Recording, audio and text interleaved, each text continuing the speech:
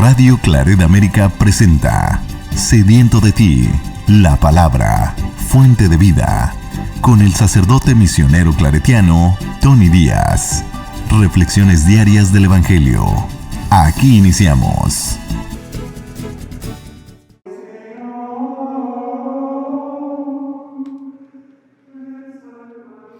Bienvenidos, hermanos, a nuestras reflexiones bíblicas de las lecturas del día. Hoy es miércoles de la 30ª semana del tiempo ordinario. La primera lectura de hoy viene de la carta de San Pablo a los Romanos, capítulo 8, versículos 26 al 30. Hermanos, el Espíritu nos ayuda en nuestra debilidad, porque nosotros no sabemos pedir lo que nos conviene, pero el Espíritu mismo intercede por nosotros con gemidos que no pueden expresarse con palabras. Y Dios, que conoce profundamente los corazones, sabe lo que el Espíritu quiere decir, porque el Espíritu ruega conforme a la voluntad de Dios, por los que le pertenecen. Ya sabemos que todo contribuye para bien de los que aman a Dios, de aquellos que han sido llamados por Él según su designio salvador. En efecto, a quienes conoce de antemano los predestina para que reproduzcan en sí mismos la imagen de su propio Hijo, a fin de que Él sea el primogénito entre muchos hermanos. A quienes predestina, los llama. A quienes llama, los justifica. Y a quienes justifica, los glorifica. Palabra de Dios. El salmo responsorial es el salmo número 12 y el responsorio es: confío, Señor, en tu bondad. Confío, Señor, en tu bondad.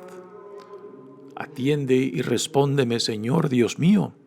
Sigue dando luz a mis ojos y líbrame del sueño de la muerte, para que no digan mis adversarios que me han vencido y se alegren de mi derrota.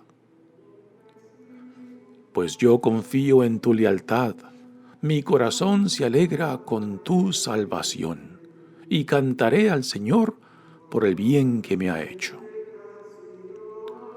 Confío, Señor, en tu bondad. El Evangelio de hoy viene de Lucas, capítulo 13, versículos 22 al 30. En aquel tiempo Jesús iba enseñando por ciudades y pueblos mientras se encaminaba a Jerusalén. Alguien le preguntó: Señor, ¿es verdad que son pocos los que se salvan? Jesús le respondió: esfuércense en entrar por la puerta que es angosta, pues yo les aseguro que muchos tratarán de entrar y no podrán. Cuando el dueño de la casa se levante de la mesa y cierre la puerta, ustedes se quedarán afuera y se pondrán a tocar la puerta diciendo: Señor, ábrenos. Pero él les responderá: no sé quiénes son ustedes. Entonces le dirán con insistencia: hemos comido y bebido contigo, y tú has enseñado en nuestras plazas. Pero él replicará: yo les aseguro que no sé quiénes son ustedes. Apártense de mí, todos ustedes los que hacen el mal. Entonces llorarán ustedes y se desesperarán cuando vean a Abraham, a Isaac, a Jacob y a todos los profetas en el reino de Dios, y ustedes se vean echados fuera. Vendrán muchos del oriente y del poniente, del norte y del sur, y participarán en el banquete del reino de Dios. Pues los que ahora son los últimos serán los primeros, y los que ahora son los primeros serán los últimos. Palabra del Señor. Muy bien, damos comienzo a nuestra reflexión de las lecturas de hoy. Continuamos leyendo la carta de San Pablo a los Romanos y hoy en esta lectura se nos dan dos temas muy interesantes. Uno, el primero, el del Espíritu Santo, cómo ora en nosotros y por nosotros. Y después el tema de la predestinación. Un tema que, en mi opinión, inútilmente se ha gastado mucha tinta. Ya diremos un poco más acerca del tema cuando lleguemos a esa parte. Dice Pablo: hermanos, el Espíritu nos ayuda en nuestra debilidad. ¿A qué debilidad se refiere? Se refiere a la debilidad causada por el pecado que ha deteriorado nuestra naturaleza, que Dios la proclamó buena cuando nos creó. Y que a causa del pecado de Adán y Eva, el pecado original, el pecado que hemos heredado, pues esto ha deteriorado nuestra naturaleza, nuestra capacidad de poder corresponderle a Dios con fidelidad, con entrega. Este es el tema del cual Pablo habló cuando describe el conflicto interno en nosotros, en de que sabemos lo que tenemos que hacer, a lo que somos llamados, pero que terminamos haciendo todo lo contrario. ¿Por qué? Por nuestra debilidad, porque se necesita de la gracia de Dios para que nos restaure a nuestra condición previa a la caída del hombre, del pecado, cuando el pecado fue introducido y que después, por consecuencia, pues heredamos de nuestros padres. Dice Pablo, porque nosotros no sabemos pedir lo que nos conviene, ¿no? Nuevamente, no saber pedir lo que nos conviene es no tener una idea clara de nuestra dignidad e identidad como hijos e hijas amados de Dios. Y porque no lo tenemos claro, pues no sabemos escoger, decidir por lo que nos conviene, lo que es bueno, fundamentalmente bueno para nosotros, y que muchas veces escogemos a la apariencia parece bueno, pero que termina siendo destructivo para nosotros. Por eso, la ayuda que necesitamos de la gracia de Dios, no solamente para saber y entender y aceptar cómo es que Dios nos ve, y también porque necesitamos de su gracia para fortalecer nuestra debilidad, para reconciliarnos y así para regresar a la gloria que teníamos antes de la caída del ser humano en Adán y Eva.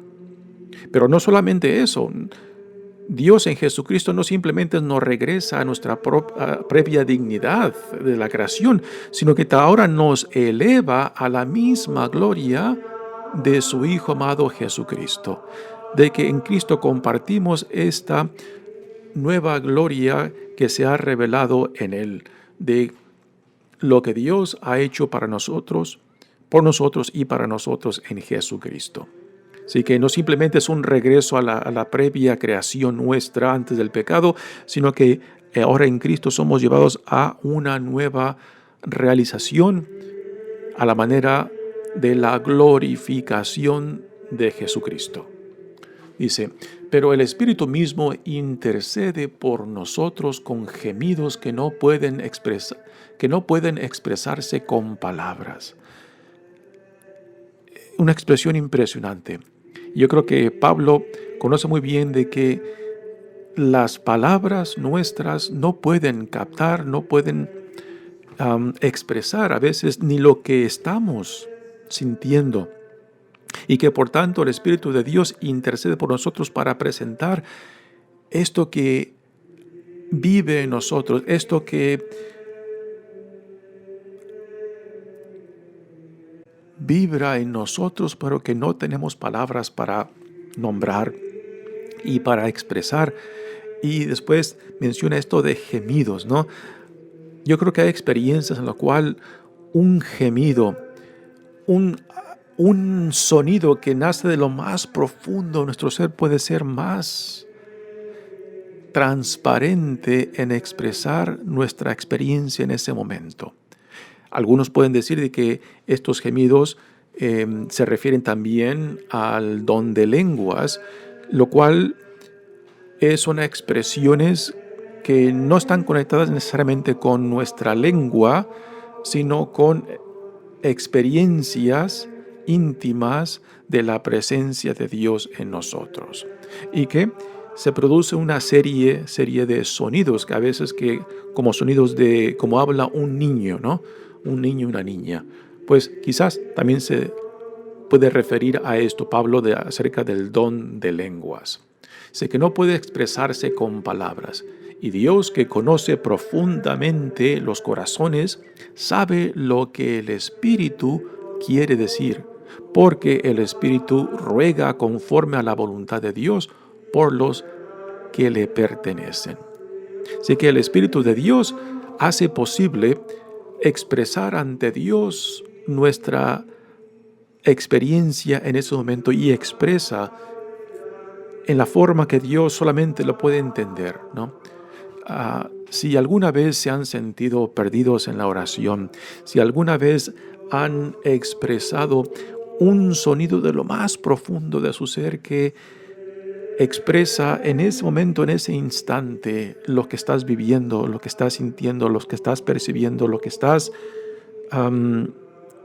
discerniendo en ese momento, pues es eso, yo creo, a lo que Pablo se refiere, que es una experiencia que a veces no hay palabras en nuestro vocabulario, en nuestro lenguaje que puedan captar, ¿no? Si a Dios no lo podemos captar en nuestras palabras, en nuestro lenguaje, en nuestras expresiones, pues igualmente también aquello que es de lo más profundo de nuestra experiencia, de nuestras existencias, a veces no hay palabras que podamos entender o usar para expresarlo, ¿no? Y es esto a lo que Pablo se refiere, de que aunque a veces no tengamos las palabras, Dios sí tiene la capacidad de entender, puesto que el Espíritu que Dios nos ha dado, en cierta manera, resuena o vibra junto con nuestro espíritu y hace posible con cualquier sonido que salga de nuestro ser, que exprese en lo más genuino en lo que estamos viviendo, y que eso Dios lo pueda entender y aceptar. Aquí Pablo lo que está describiendo es una experiencia muy íntima, muy personal. No es un patrón para todos, no es un patrón que todos lo viven en la misma manera, en la misma forma, porque si fuera un patrón, entonces ya fuera algo estructurado. Y la relación con Dios no es algo estructurada, es algo que es espontáneo, es algo que se vive según nuestra personalidad, nuestra historia única y personal, donde Dios viene a nuestro encuentro, ¿no? Y esto es lo único y lo bello de cada una de nuestras experiencias, de que no hay un patrón para todos, ¿no?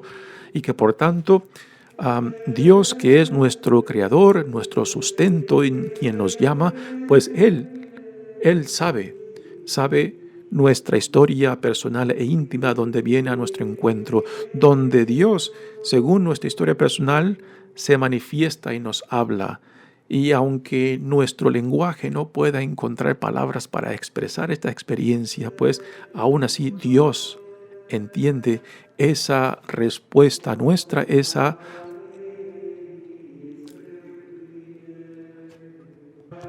ese deseo de corresponder a Dios con lo que tenga a la mano, ¿no? Y continúa Pablo hablando. Ahora ya viene aquí el segundo tema, el tema de la predestinación. Al principio mencioné que es un tema teológico en el cual se ha gastado mucha tinta, yo creo que inútilmente, porque el hecho de que Dios sepa de antemano todo cuanto hacemos o no hacemos, pues esto no determina cómo cada uno de nosotros decidimos y optamos en la vida. Dios vive en la eternidad. Para Dios no hay pasado ni futuro, solamente el presente. Y desde la eternidad de Dios, pues tiene noción de todo cuanto existe en el tiempo. Pero repito, el hecho de que Dios sepa esto no determina cómo cada uno de nosotros decide. Dios conoce mis decisiones, porque las hago, porque las tomo, mas no porque Él lo determina. Aquí es donde entra el tema cuando Pablo dice, ya sabemos que todo contribuye bien, que todo sabemos que todo contribuye para bien de los que aman a Dios, de aquellos que han sido llamados por Él según su designio salvador. Aquí empieza ya a hablar acerca de su designio salvador. Ya nos está introduciendo al tema de la predestinación, que en el siguiente verso lo mencionará ya más claramente. Ahora, cuando pasamos por situaciones particularmente difíciles, situaciones que prueban nuestra fe, o experiencias trágicas que perdemos un ser humano, un ser querido, pues se nos dificulta entender cómo es que Dios está presente en esa circunstancia, y a veces se requiere del tiempo que pase, que sane nuestras heridas, nuestros dolores, para poder apreciar y discernir cómo es que Dios sí estaba presente en esos momentos, pero por el dolor, por la angustia, no teníamos la capacidad de discernir su presencia, ¿no? Y a veces también cuando insistimos en la pregunta, el ¿por qué esto? ¿Por qué a mí? ¿Por qué yo? Pues a veces esa pregunta misma, que no es una pregunta apropiada, que no nos lleva a ninguna respuesta, sino a una frustración. Yo creo que es una pregunta que no tiene respuesta. Yo creo que la pregunta más apropiada en esos momentos de dolor, de dificultad, de tragedia es: Señor, ayúdame a entender tu presencia en todo esto. Ayúdame a responder con fe y confianza y esperanza, aún en medio de este dolor que no lo entiendo, que no lo comprendo, ¿no? Así que todo contribuye para el bien de los que a los que Dios ama. Esto yo creo que se requiere del tiempo para poder entenderlo y para poder apreciarlo y para poder afirmarlo de que sí, Señor, aunque cuando estaba pasando por esa dificultad, por esa oscuridad, no sabía entender, porque estaba consumido por el dolor, por la tragedia, por la pérdida. Pero ahora, después de que ha pasado tiempo, de que quizás hayan sanado las heridas, pues entonces uno puede apreciar de que en verdad, todo contribuye para bien de los que aman a Dios. Ahora viene la parte ya del tema de la predestinación propia, cuando dice: en efecto, a quienes conoce de antemano, los predestina para que produzcan en sí mismos la imagen de su propio Hijo. Qué pensamiento más bello, que Dios quiere que en cada uno de nosotros, de sus hijos e hijas, se reproduzca la imagen de Cristo. Y con esto Pablo no está diciendo de que todos seamos como nos pintan a Jesús, ¿no? Con pelo crespo, alto, blanco y ojos azules. No. Está hablando acerca del corazón, las actitudes, el deseo de respuesta para vivir en intimidad y confianza con Dios Padre. Esta es la imagen a la cual todos somos llamados, ¿no? Otra expresión que Pablo utiliza mucho en sus cartas es de que nos vistamos de Cristo. Y por vestirnos, él quiere decir de que nosotros adoptemos para nuestras vidas las actitudes de Cristo, la visión del reino de Cristo, el deseo de intimidad con Dios Padre de Cristo. Esto es lo que también Jesús en los evangelios nos dirá, particularmente en el tema del pan de vida, de que al recibirlo en la Sagrada Eucaristía, lo que está detrás de ese recibirlo es identificarnos plenamente con Él. Así que cuando hablamos de la predestinación, es desde el lado de Dios, puesto que Él desde la eternidad lo conoce todo. Pero el hecho de que Dios conozca nuestros sís o nuestros nos, eso no determina mi libertad de escogerlo o rechazarlo. Dios sabrá el fin de las cosas, pero yo no. Yo aún continúo con la libertad de escogerlo o de rechazarlo. Y el hecho de que Dios conozca esto no determina mi decisión. Así que Dios presenta el llamado a todos y todos tenemos la oportunidad de aceptarlo o de rechazarlo, de seguirlo o de negarlo, de identificarnos con Él o simplemente darle la espalda. Pablo dice, a quienes predestina, los llama. A quienes llama, los justifica. Y a quienes justifica, los glorifica. Y esta glorificación es según lo que Dios ha glorificado en su Hijo amado Jesucristo. Así que lo que dije al principio de esta lectura, de que Dios no simplemente quiere reconciliarnos y sanarnos y regresarnos a la previa dignidad que teníamos antes del pecado en Adán y Eva, sino que por encima de esto Dios quiere llevarnos y quiere darnos y quiere revestirnos de la misma gloria que Él ha llevado a cabo en Jesucristo, su Hijo amado y Señor nuestro.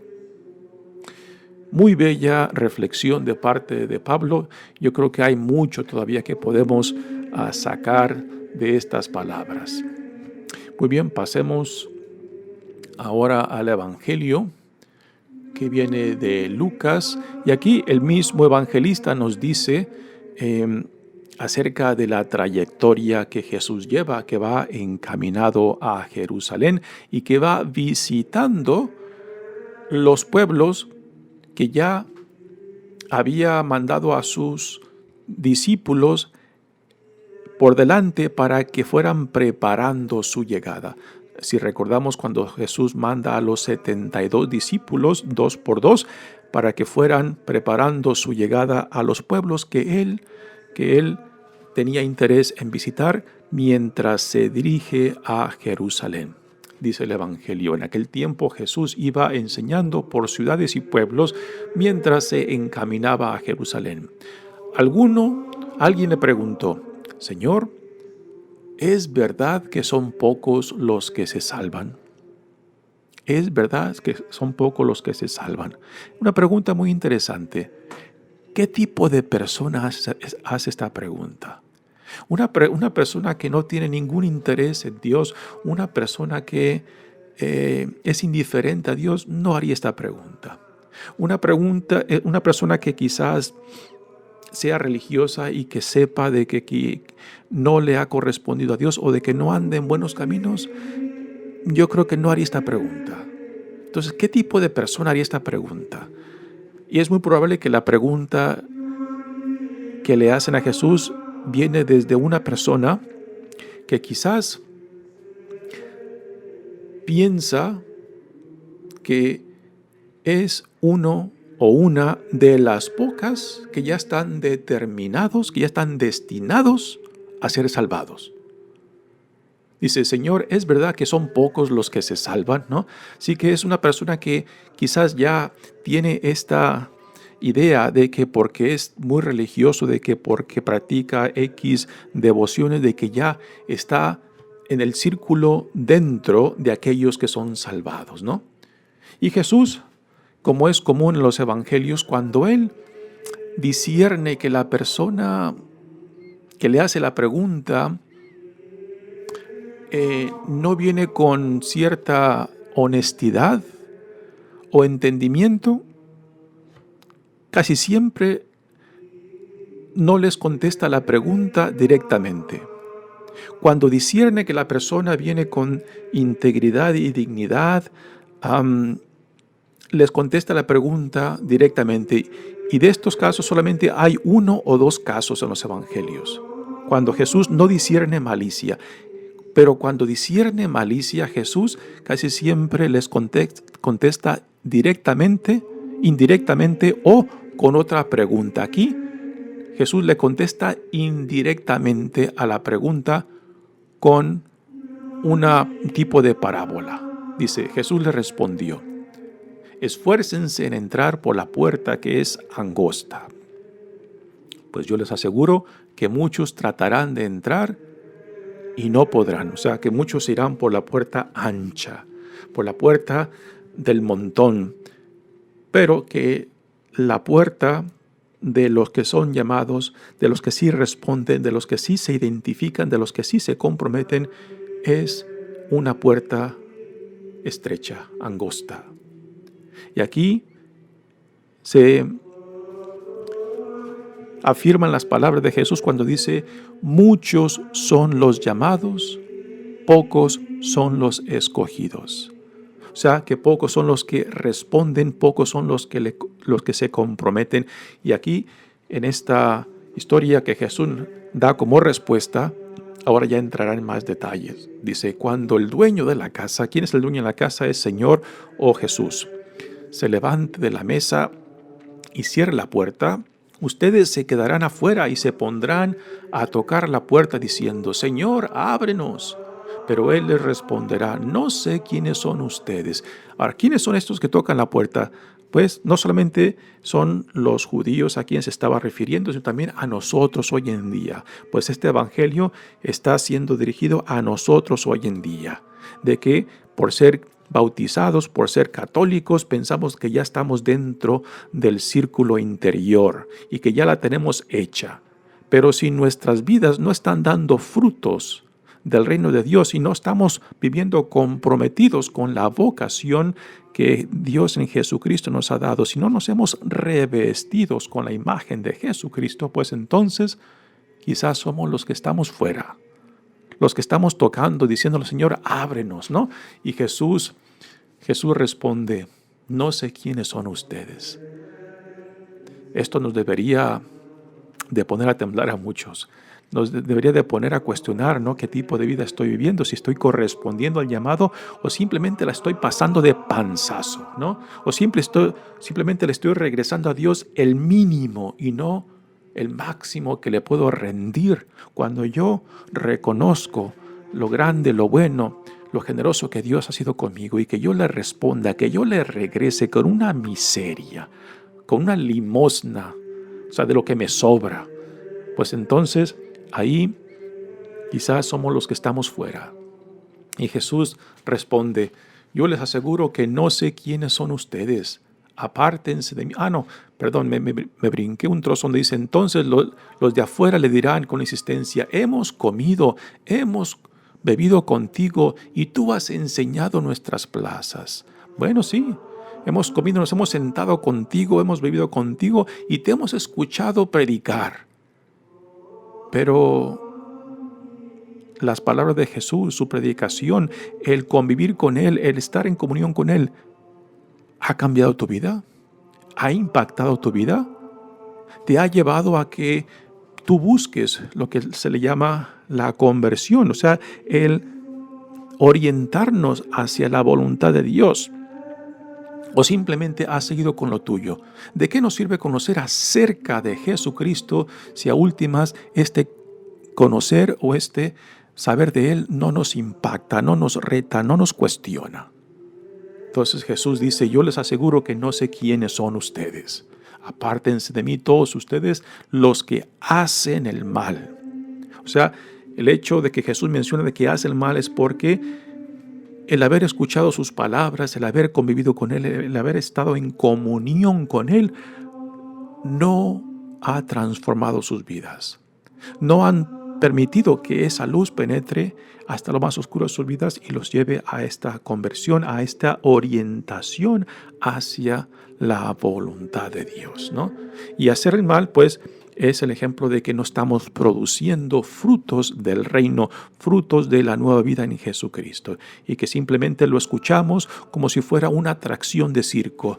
Lo escuchamos y decimos bellas palabras, pero ahí muere, ahí se queda, simplemente en bellas palabras que a últimas para mí son insignificantes. Se quedan quizás en la mente, pero no bajan al corazón, no bajan al lugar donde se lleva a cabo los cambios y transformación, de donde salen nuestras intenciones. Entonces, dice Jesús, llorarán ustedes y se desesperarán cuando vean a Abraham, a Isaac, a Jacob y a todos los profetas en el reino de Dios. Aquí Jesús está dirigiendo a sus hermanos judíos, ¿no? Van a ver a Abraham, a Isaac, a Jacob, y ustedes se vean echados fuera. Vendrán otros, muchos de oriente y de poniente, del norte y del sur, y participarán en el banquete del reino. Los judíos de aquellos tiempos pensaban de que porque eran parte del pueblo elegido, que estaban por delante de los paganos que no conocían a Dios. Pero Jesús dice, aquí ya prescindiendo lo que Dios hará en él y por medio de él, de que todos los pueblos del mundo serán atraídos. Y es la realidad que hoy tenemos en día de la iglesia, ¿no? Puesto que como iglesia católica somos la iglesia quizás más diversa en el mundo, donde están representadas todas las culturas del mundo, las lenguas del mundo. Pero el mensaje aún está así, ¿no? De que si pensamos que ya la tenemos hecha, porque estamos bautizados, porque vamos a misa, pero si nuestras vidas no están produciendo los frutos del reino, pues entonces quizás nosotros también seremos los últimos. Los que están fuera. Y los que menos pensamos, como los judíos veían a los paganos que serían los últimos porque no tenían conocimiento de Dios, son los que a últimas respondieron. No simplemente de palabras, sino de vidas, ¿no? Y Jesús termina diciendo, pues los que ahora son los últimos serán los primeros, y los que ahora son los primeros serán los últimos. Nuevamente, palabras que nos deben de cuestionar, palabras que nos deben hacer preguntarnos qué tipo de vida estoy viviendo según el llamado que Dios me ha hecho. ¿Qué tipo de frutos estoy produciendo? ¿Cuánto le regreso a Dios? ¿Le regreso lo mínimo, las obras de mi vida, o le doy de lo mejor que yo reconozco que Dios me ha dado? Y esta es una pregunta que solamente cada uno de nosotros puede responder. Mi nombre es Padre Tony Díaz, misionero claretiano. Que todos podamos atender a este llamado de Dios y responderle con gratitud. Que Dios los bendiga. Radio Claret América presentó Sediento de ti, la palabra, fuente de vida. Sus comentarios son importantes. Contáctenos en radioclaretamerica@gmail.com.